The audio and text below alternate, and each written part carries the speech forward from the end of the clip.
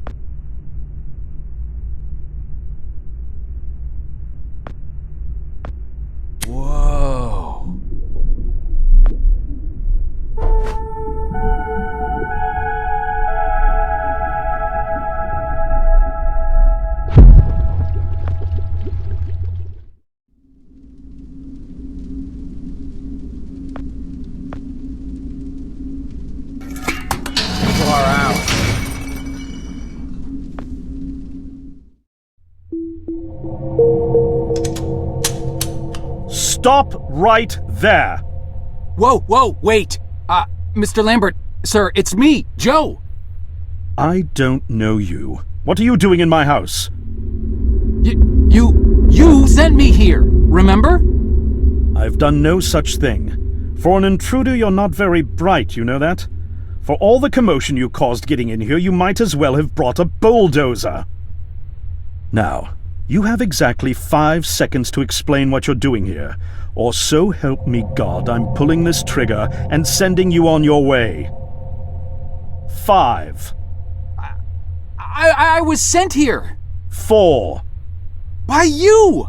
3. You told me to find you, to warn you about the end of the world. 2. You were old, with white hair, and you got shot. Oh, God, please don't shoot me, Mr. Lambert. This, you gave me this. It's an chrono. It's a time machine. I gave you that? Yes! I've never seen anything like it, but on the back, that's my family's signet. I made this? It's simply magnificent. I gave this to you? Why? Who are you? Name's Joe, sir. I'm just a janitor at the Archon building. I found you in a room with a big, round door in the basement labs this morning, and you were dying. You said you'd come from 40 years in the future to stop the end of the world. I guess I was the only one around, so you gave me this and told me to find you and tell you all this, and I've been there. The future, I mean. A bunch of times. And you were right, Mr. Lambert. Everyone's gone. My God, so it did come to pass. They really did it, those greedy goddamn bastards. I told them this would happen. Wait, I was dying? How? You said you've been shot. I had to actually find you at the morgue to get this address. Shot? By whom? No, wait. Don't say anything else. You succeeded in finding me, which means anything you tell me from this point on could alter the course of action that brought you to my doorstep. The less I know, the better. So, you've seen the future. What did you see? It's like a bad dream, sir. Everyone's gone. Buildings are coming apart. It's all just quiet. What happened, Mr. Lambert? It is Doctor. Dr. Lambert. And considering all the effort you just went through to find me, not to mention bearing witness to the horrific outcome of the biggest breakthrough in the history of science, I suppose I owe you some kind of explanation.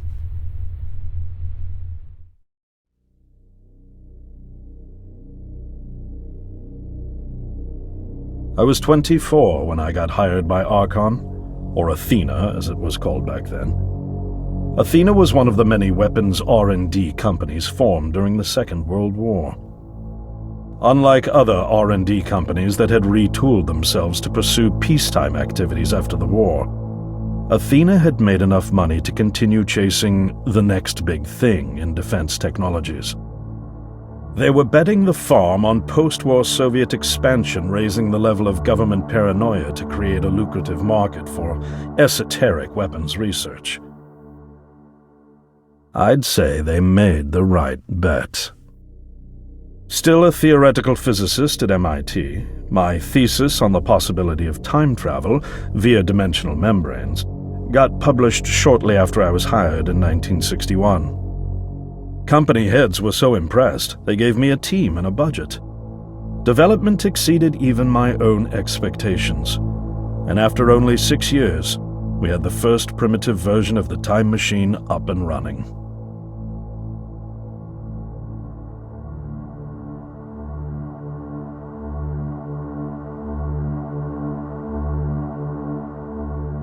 Our first successful trials involved sending simple objects into the future with a timed return. But with Archon running out of money, that was all the company bigwigs needed to secure a big fat contract with the Department of Defense. Apparently, we had sold them on the idea that the technology could be used to go back in time and strangle communism in its cradle. The reality, of course, was that it couldn't. Due to the laws of causality, you can't travel back in time beyond the point where time travel was invented. And sooner or later, we had to explain that to our benefactors. When they started pushing for progress reports, Archon management had to come clean, but instead chose to ease government concerns by claiming the technology could be used to bring back advanced weapons from the future. But this, too, was a lie.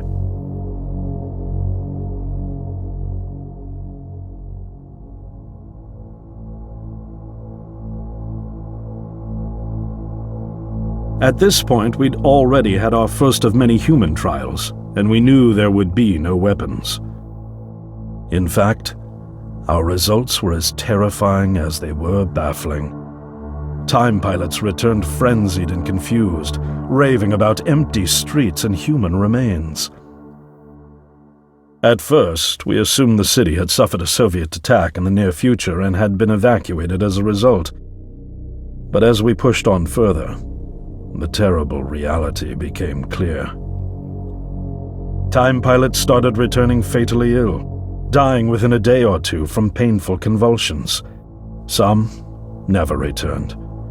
We lost several pilots, machine prototypes, and other equipment. When the first contamination erupted in the lab, we were completely unprepared, losing 3 lab technicians to what we later identified as an incredibly aggressive airborne virus.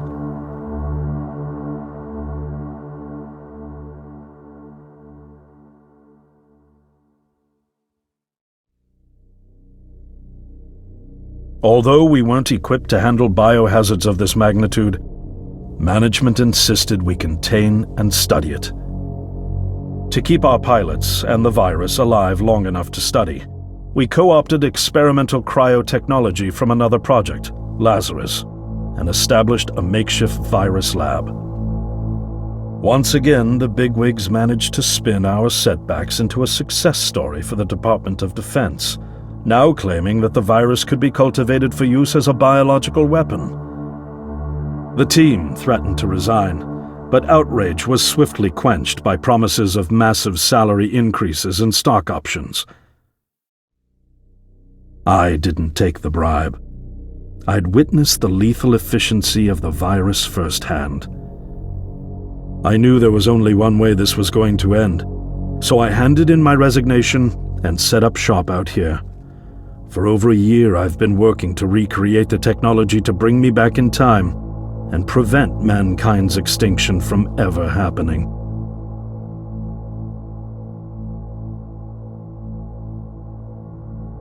And now you're here, the harbinger of doom at my doorstep, wearing a boiler suit.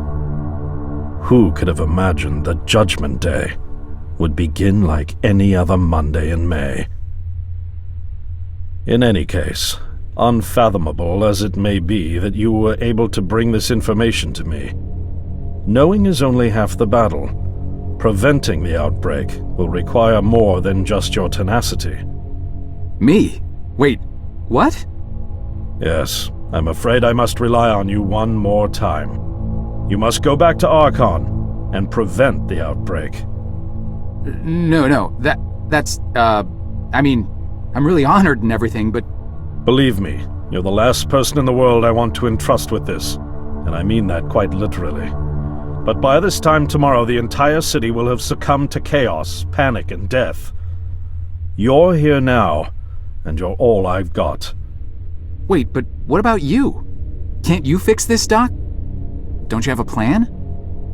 I can't go myself, because that would break the law of causality. The only reason you are here to warn me now is because I was there to send you. And the only reason I was there to send you is because I was able to bring my work to fruition here. But...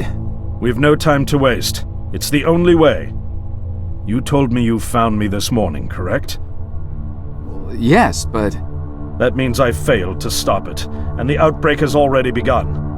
The time pilot for today's trial must have brought the virus back from the future, which then somehow got out of the containment chamber and spread. That pilot is Patient Zero. I need you to destroy the supercomputer system controlling the time machine. All the research data is stored there too. You must destroy it before the time machine departs. I'm reconfiguring your device to send you back 1 day earlier. This should allow you ample time to return to Archon and get inside. On the other shore from here, about 500 yards down the road, is a rest stop. You'll find a van there, fueled and ready to go. Oh, I already have a ride. Which won't be there yesterday, you ninny. Now stop interrupting me. One last thing, and I need you to listen carefully because this is very, very important. Make sure you do not meet the earlier version of you. Why? What will happen? No one knows for sure. It's one of the conundrums not yet accounted for. There are theories, of course. None of them pleasant. Now, let's get you ready.